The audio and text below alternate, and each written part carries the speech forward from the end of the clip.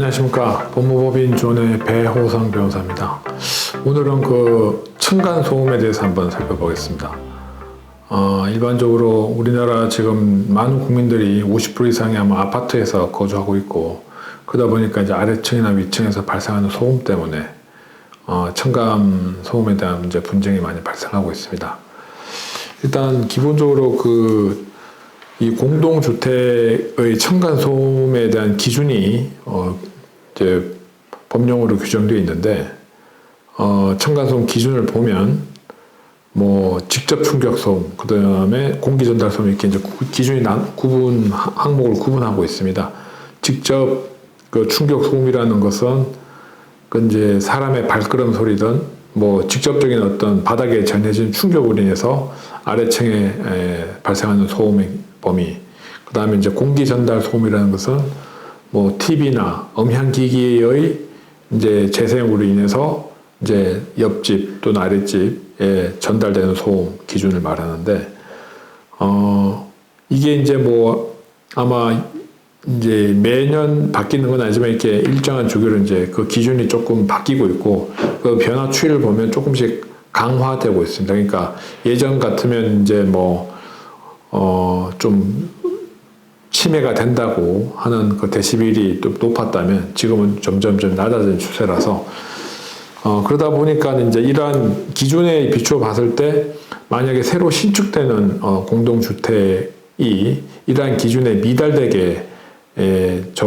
만약에 건설되었다, 그로 인해서 입주자가 또는 분양자가 피해를 본다 그러면 당연히 거기에 대해서는 이제 그 분양자가 시행사나 시공사를 상대로 그 소음 발생에 대한 시정 조치를 해달라거나 아니면 그 시정 조치를 하는 데 필요한 뭐 추가 이제 소음 저감을 위해서 필요한 공사비를 이제 손해배상금으로 청구할 수 있는 그런 권리가 인정될 것 같습니다. 최근에 또 언론 보도를 보면 이제 행정청에서 그 아파트의 준공 검사를 할 때 이런 기준에 적합하는지를 검사를 해서 기준에 적합하지 않으면 준공검사 자체를 이제 내주지 않는, 뭐 이렇게 해서 점점 이제 층간소음에 대한 어떤 기준이 규제가 강화되고 있습니다.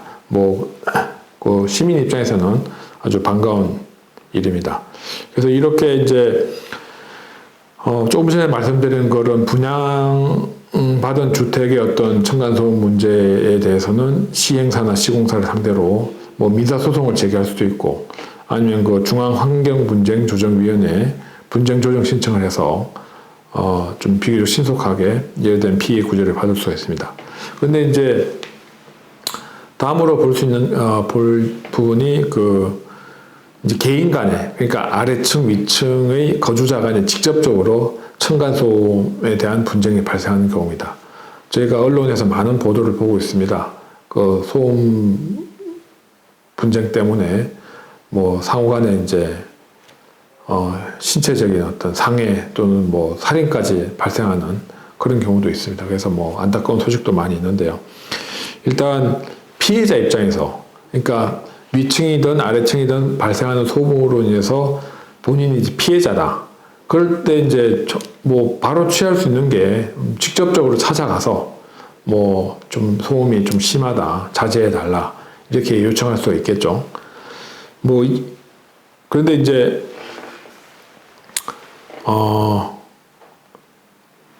그렇게 해서 이제 뭐 문제가 해결되면 좋은데, 그래도 지속적으로 이제 소음 피해가 발생한다.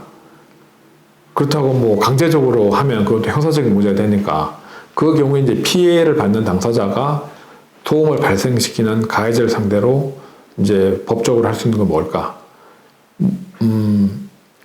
그 소송을 제기해서, 이제 민사소송을 제기해서 그 피해에 대한 어떤 손해배상, 소음 피해에 대한 손해배상, 이런 걸 이제 자연스럽게 이제 생각해 볼 수 있고, 그러면 그때 이제 법원에서도 과연 이게 과연 뭐 손해배상을 인정할 수 있을 정도의 소음 피해인가 아닌가, 그 판단을 해야 되겠죠.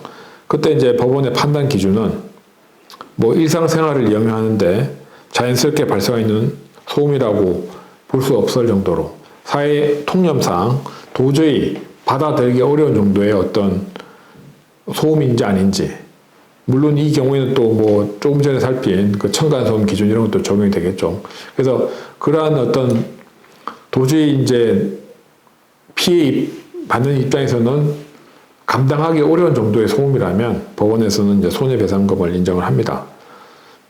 이 경우에 이제 뭐 그 가해자를 상대로 앞으로 절대로 이제 소음 발생 행위를 하지 말라. 또는 뭐 그런 소리가 한 번이라도 나면 뭐 위반할 때마다 돈 얼마 내라. 이런 식으로 어떤 금지 청구나 이제 간접 강제 청구를 할 수 있느냐. 거기에 대해서 법원은 그렇게까지 하는 것은 그러면 뭐 위반 행위를 하지 말라 그러면 뭐 위에서 살지 말라는 거랑 마찬가지 아니냐. 이렇게 봐서 뭐 이 정도까지는 인정을 하지 않고 있습니다. 그래서 금전적인 손해배상에 대해서는 이제 인정할 수가 있습니다. 또 반대로 이제 본인이 소음을 유발한 건 맞지만 상대방이 그러니까 피해를 봤다고 주장하는 사람이 너무 빈번하게 찾아와서 본인이 도저히 이제 정상적으로 생활할 수 없게 만들 정도로 이제 오히려 이제 반대로 이제 민원을 제기하는 그런 경우도 있을 수 있습니다. 그래서 이제 판례 사안인데요. 한번 보겠습니다.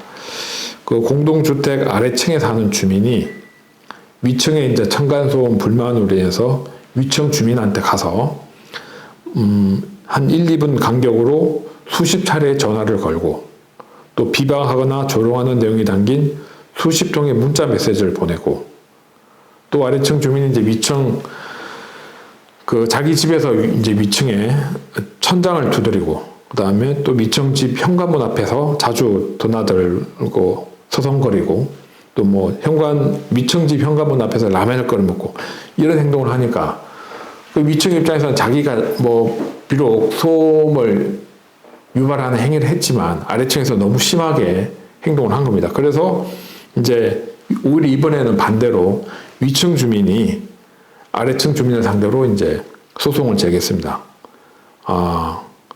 어떤 소송을 제기냐면 접근 금지 가처분. 도저히 이제 아래층 사람이 나한테 접근하거나 하는 걸 막아달라.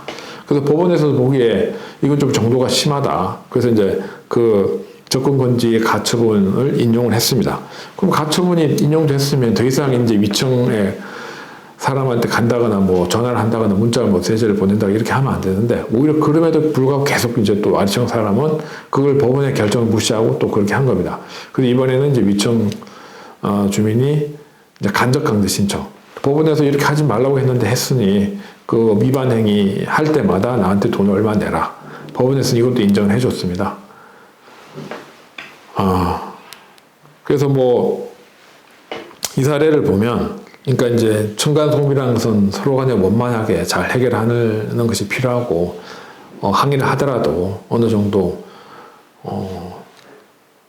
뭐 적정한 범위 내에서 법이 허용하는 범위 내에서 이제 해야 되지만 이와 같이 이제 층간소음에 대한 항의가 너무 과도하면 법원에서도 이제 접근금지 가처분이나 또 그 간접강제 결정을 내릴 수도 있습니다. 그래서 소음 피해에 대해서 항의하고자 하는 피해자 입장이라도 이렇게 과도하게 무리하게 이제 항의를 한다기보다는 또 아파트에 있으면 이제 뭐 관리소라는 것이 있고 관리사무소를 통해서도 충분히 전달을 해서 자기 의사를 전할 수가 있으니까 직접적으로 간다기보다는 이렇게 하고 또 뭐 그런 관리사무소를 통해서 했는데도 그게 시정이 안 된다. 그러면 이제 뭐 이런 분쟁조정위원회가 여러 군데가 있으니까 중앙환경분쟁조정위원회라든지 또 공동주택 분쟁조정위원회 이런 데 분쟁조정 신청을 해서 가급적이면 서로 간의 얼굴을 붉히지 않고 원만하게 법적으로 해결하는 것이 좋을 것 같습니다.